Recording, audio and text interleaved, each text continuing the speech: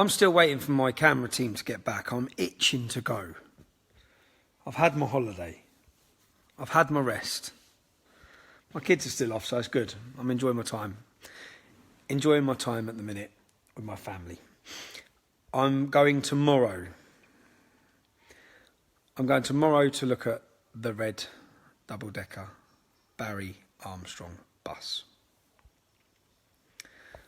I'll just wait a sec for a few more little eyes to be watching. A few more people to be watching. Skin stop peeling. All good. All good. So, was it a good day in Rochdale? See, I'm gutted as well, because usually I'd have loved to have been there to show people, or to show a bigger platform. I think it's important that people around the globe, around Europe, around the UK are seeing what's happening. There was a day of action today from the Democratic Football Lads Alliance, and led by Red Pill Phil, I believe. And they were protesting about the cover-ups and the grooming and rape of young girls by Muslim gangs in Rochdale. But yeah, you can clearly see now why I've been removed from Twitter.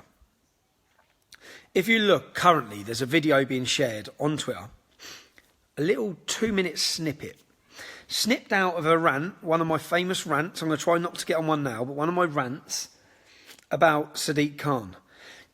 Now, they're making out like this rant was recent. It wasn't. It was a while ago, ages ago. And that rant was at a time that Sadiq Khan was publicly saying on the TV, Donald Trump is not welcome in London, in his city. Donald Trump is not welcome in his city, in his country. That's what he was saying. Now, I then made a video, because I saw it, I was enraged by it, and I made a video in response to it. And people are now sharing this little 2-minute snippet, and they're saying this is proof that Tommy Robinson's racist. Because in the video, and obviously by removing me from Twitter, I have no ability to counter their arguments, which is what they want. They want all the general public and the people to see this little snippet and see all their comments and not understand the context or understand what went on or what I'm saying. Which is why I've been removed, which is what eventually is going to happen to most people on our side of politics as they attempt to stifle and stop the criticism or the highlighting or the opposition to the Islamisation of our country. So anyway, Sadiq Khan stands up. He's telling the world's most powerful man, voted by the majority of the American people, that he is not welcome in his city, in his country. I then went on a rant saying, it's not your country, it's not your city. It's our country, it's our city. Yeah? As in all of us. It's ours. And he's on about Brexit. I think more people voted for Brexit in London than voted for Sadiq Khan to be mayor. That's the point, yeah?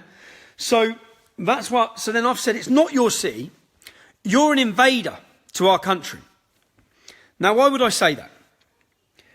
If Sadiq Khan was asked, I've met Sadiq Khan face to face. I met him when I was in prison. I asked him loads of questions. I asked him, in fact, what I found out is one of the people posting today about me being far right and racist is Majid Nawaz. Majid Nawaz from the Quillian Foundation, Majid Nawaz who pockets millions of pounds over the years from our government in order to be the acceptable voice, to give a voice against Islam or Islamic extremism, to be the Muslim go-to person, yeah? Now, he's saying I'm far-right extremist. Now, when I actually, if Sadiq Khan was sat down and asked, what comes first to you, Sadiq? Is it Islam or is it Britain? It's Islam. What comes first to you, Sadiq, as the mayor for the Labour Party? Is it the Labour manifesto or is it the Quran? It's the Quran. It's Islam. Islam first every time. Now, Sadiq Khan, anyone who knows his history, he defended the bomber from September the 11th. He defended, is it Farage, a man who said that all white people have the devil in them. He's defended extremist after extremist, shared platform after platform after platform. Now, when I saw Sadiq Khan when I was in prison, sorry, my kids are upset. When I saw Sadiq Khan when I was in jail, I come out and I saw him because he was the shadow minister for prisons, and he was walking through. So I went up to him. I said, "All right," and he said, "Oh, I saw you just left the EDL." I said, "Yeah, I did." He goes, "Oh, I used to be friends with Majid Nawaz, I said, oh yeah, when? And guess when he was friends with Majid Nawaz? Well, Majid Nawaz was part of Hizb ut-Tahrir, an extremist radical Islamic organisation who want a world caliphate. Majid Nawaz ended up being imprisoned for terrorism charges because of Hizb ut-Tahrir in Egypt.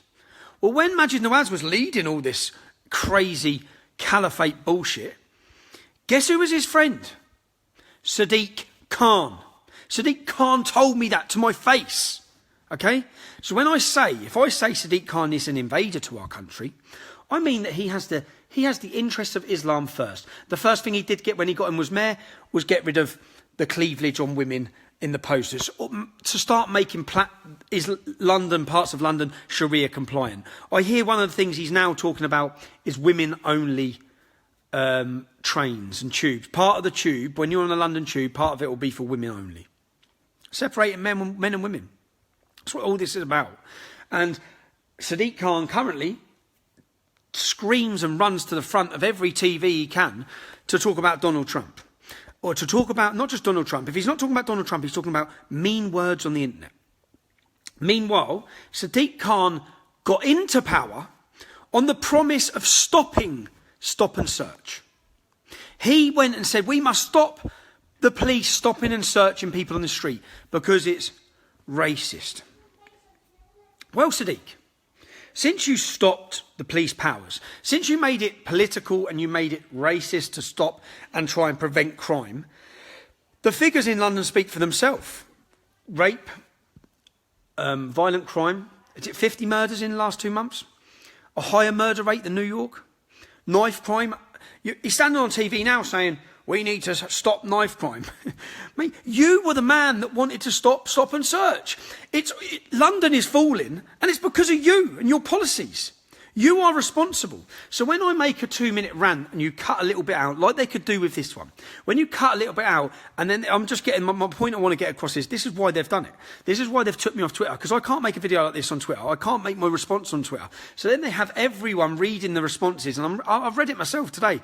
Everyone reading about how now I'm racist. Imagine Nawaz saying I'm racist, and all these different people saying I'm racist, because I said Sadiq Khan, it's not his city. It's not your city. It's our city. It's every one of our city.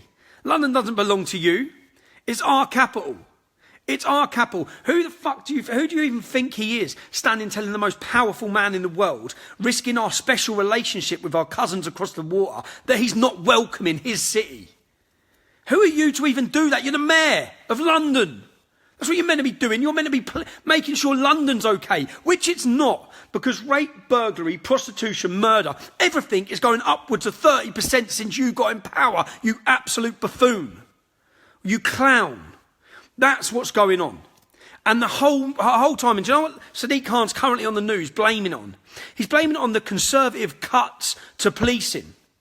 The Conservative cuts to policing. Sadiq Khan has created a hub, okay? A hate crime hub with 900 police officers. You get burgled, they don't come out. But we've got 900 police officers watching for you saying mean words on the internet. 8 people a day are currently being arrested and charged for saying words on the internet. That's his number one priority.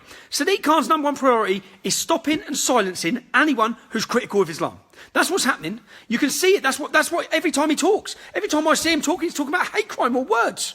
Words! Your biggest concern is words. You've got people being blown up across our country. You've got 500 jihadis come back. You've got 1,000 jihadi wives come back. Has anyone heard a word out of Sadiq Khan about the jihadi brides who are coming back to our country? Has anyone heard anything from him? No? But Donald Trump's a bad guy. And he don't want Donald Trump in his city. That's what it's about. And now, they don't just want to be able to do this to us. They want to be able to stop you from hearing other people's opinions about it. People being able to defend themselves, which is what it is. I've got people currently calling me a racist because I said it's not Sadiq Khan's, it's not his country. No, it's not his country. It's not. And he doesn't even care about it. He cares about Islam before he cares about his country. So I'm right in that. I'm right in that. And if you ask him the question himself, if he had a camera in front of him, if we had any journalists out there with any balls who wanted to question him on things, which they should be doing, London is falling. People are being murdered and massacred across the capital city. Acid. Look at the acid attacks. I think London is now the highest outside of Bangladesh per capita of acid attacks. London. Now, do you know what? The biggest borough with these acid attacks is Tower Hamlets. Now, outside of London, Bangladesh was the capital and the most acid attacks in the world because Muslims seem to throw acid in people's faces and women's faces when they step out of line. Basically, that's basically what it's about. Now, Bangladesh. Now, where are the most acid attacks in London? 33% of them are in the borough of Tower Hamlets. Well, the borough of Tower Hamlets has a majority Bangladeshi community. But there's no link between that. Let me just put the picture of my kids down before I walk around. There's no link between that. There's no link at all between that. No one mentions a link. I think they blamed it on Victorians. Comical. You've got all this going on in his city. All this. That's what my rant originally was about. And does it not anger you? Does it anger you? It angers me. It proper angers me. It proper angers me when I look at our capital C. Do you know what proper angers me when I look at, there's a load of hoo-ha just come out about Enoch Powell's speech being played on the BBC. People are screaming for it to be taken down. And they're going to play it and belittle his speech. That's what they're about to do. If you currently look at London, whether you like it or not, listen to Enoch Powell's speech and then look at London. Make your own mind up. Make your own mind up. And that's not even... And I'm one of the people, and I say, like, Islam... I don't know.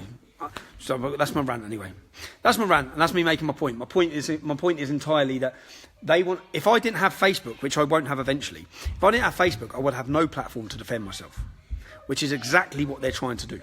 And then they want to tell you things about me, which is what the media will do, and they'll all play a part in it, which is why I know that I need to, ASAP, create my own platform, which will be tommyrobinson.online. Eventually, when people ask where they can find me, if you're watching this and you want to keep updated with the videos I do and the content I do and where I'll be and what I'm doing, then the only place to do that will be tommyrobinson.online. And if you go on there, you can sign up and you'll be kept up to date. Hello, Don. Have you got a table for amateur kings? I just need to ask your mum. I will, yeah, I'll get a table, yeah? Yeah? Yeah. Oh, babe. Sorry.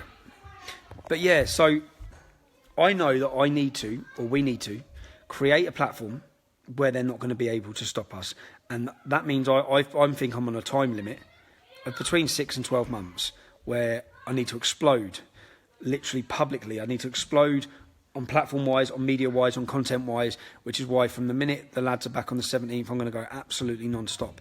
I'm going to make the 6th of May, which is our Freedom March, our Day of Freedom. We've got everyone who's anyone, who you've watched, all the people you watched, all the alternative voices and all the alternative people will be involved in this day.